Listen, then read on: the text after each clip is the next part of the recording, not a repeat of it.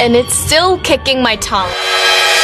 Kicking my turn ဆိုတာကတော့ငါးရှာကိုခြေထောက်နဲ့ကန်တယ်လို့ပြောတာမဟုတ်ဘူးကွာ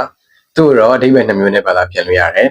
ပထမတစ်မျိုးကတော့ကျွန်တော်မြန်မာစကားလေးတစ်ခုကြားဦးမှာပေါ့ကွာငါသိတယ်ငါပါဇက်ဖျားလေးတွေမေ့နေတာကွာငါအဲ့ဒါကိုသိတယ်သူ့အဓိပ္ပာယ်ကအဲ့လိုမျိုးနဲ့တူတယ်ကွာ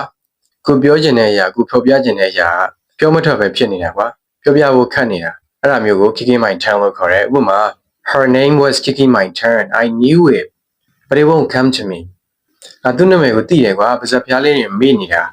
အဲ့လိုမျိုးလေးပေါ့နောက်တစ်မျိုးအနေနဲ့ဆိုရင်တော့ကိုကအရန်ဆက်တဲ့အရာတွေရန်ဆက်တဲ့စားတာတစ်ခုစားပြီးတဲ့ခါကျလို့ဆိုရင်ကိုရှာတွေအားတွေကအရန်ပူသွားတာရန်ဆက်သွားတာတနည်းအားဖြင့်ရှာကျွန်းထိုးသွားတာပေါ့ကွာအဲ့လိုမျိုးကိုလည်း kick my turn လို့ခေါ်တယ်။ဥပမာကိုက spicy တွေစားပြီးတော့ပါဇက်အရန်ပူနေတယ်ရှာအရန်ဆက်နေတယ်ပေါ့အဲ့လိုမျိုးကို kick my turn လို့ခေါ်ပါတယ်။လောက်ဆိုရင်နားလည်မယ်ထင်ပါတယ်။ကျွန်တော်ကတော့ English tips and tricks area မှာသိချင်တာရှင်လည်း comment မှာမှတ်တော်လို့ရပါတယ်။ Okay, see you in the next video.